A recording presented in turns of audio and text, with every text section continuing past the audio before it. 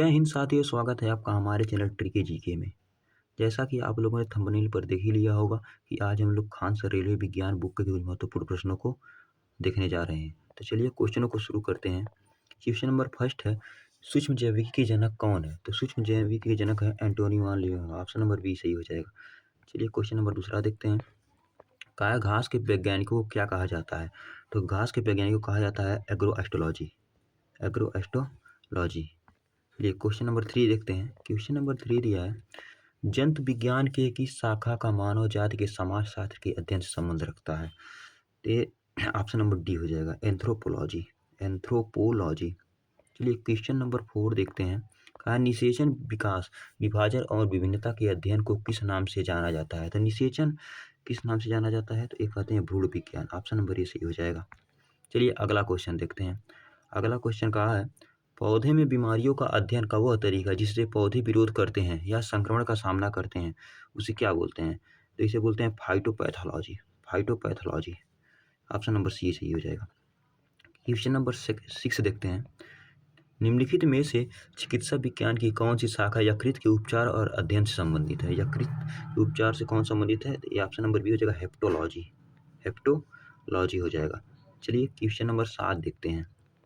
जीवों के वर्गीकरण से संबंधित जीव विज्ञान की शाखा को क्या कहते हैं?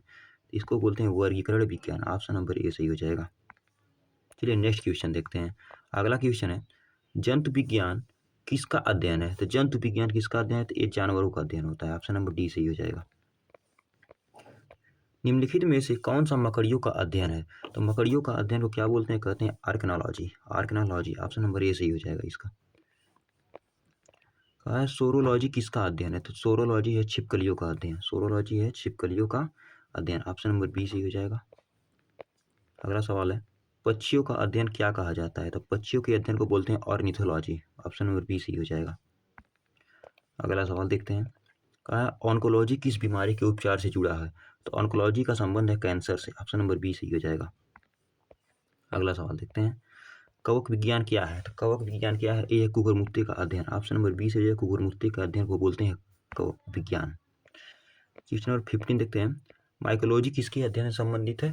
तो माइकोलॉजी एक कवक के अध्ययन से संबंधित है। ऑप्शन नंबर बी सही हो जाएगा। अगला प्रश्न देखते हैं। ओनेरियोलॉजी का संबंध किससे है? तो ओनेरियोलॉजी का संबंध है सपने से।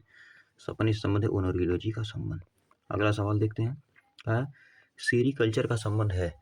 तो सेरीकल्चर का संबंध किससे है? तो ये है रेशम के कीड़ों के पालन से। रेशम के कीड़ों के पालन से। अगला क्वेश्चन देखते हैं। जीवाश्मों के अध्ययन को क्या कहा जाता है? जीवाश्मों के अध्ययन को कहा जाता है जीवाश्म विज्ञान। ऑप्शन नंबर डी हो जाएगा। अगला क्वेश्चन देखते हैं।